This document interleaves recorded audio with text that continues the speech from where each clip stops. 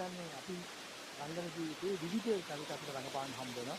විවිධ අත්දැකීම් හම්බ වෙනවා. ඉතින් මේක අලුත්ම අත්දැකීමක් වෙනවා. මොකද සෙමි ඇනිමේෂන් ෆිල්ම් එකක මම කවදාකවත් රඟපාලා නැහැ. අපිට ඇනිමේෂන් ලංකේ සිනමාවට නැවුම් අත්දැකීමක් මේ විදිහට එනවා. අලුත්ම අත්දැකීමක් වෙනවා. ඉතින් මේ චිත්‍රපටයේ බොහොම අපූර්ව අත්දැකීමක් වෙනවා අනිවාර්යෙන්ම. මොකද මේක මේ පොඩිම අවුරුදු 2-3 ළමයින් ඉඳන් අවුරුදු 60-70 කෙනෙක් වෙන දක්වා රස විඳින චිත්‍රපට අනුගමන අද අපි සම්බන්ධ වෙලා ඉන්නේ හිස්තු චිත්‍රපටයේ හිරක් ඉස්සරහට.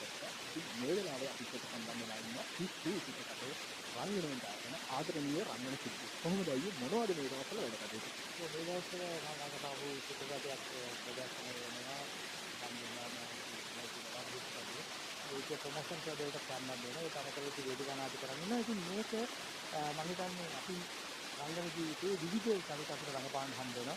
විවිධ අත්දැකීම් හම්බ වෙනවා. ඉතින් මේක අලුත්ම අත්දැකීමක් වෙනවා. මොකද සෙමි ඇනිමේෂන් ෆිල්ම් එකක මම කවදාකවත් රඟපාලා නැහැ. අපිට ඇනිමේෂන් ලංකේ සිනමාවට නැවුම් අත්දැකීමක් මේ විදිහට එනවා. අලුත්ම අත්දැකීමක් වෙනවා. ඉතින් මේ චිත්‍රපටයේ බොහොම අපූර්ව අත්දැකීමක් වෙනවා අනිවාර්යෙන්ම.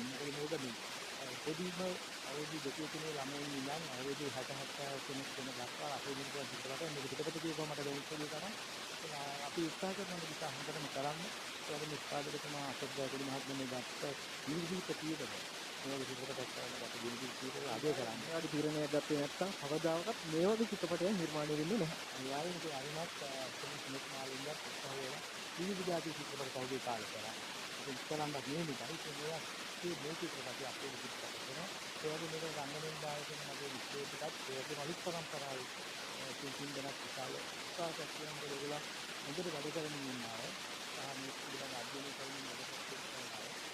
ඉතින් මම හිතනවා වෙන විදිහට එක්ස්පීරියන්ස් එකක්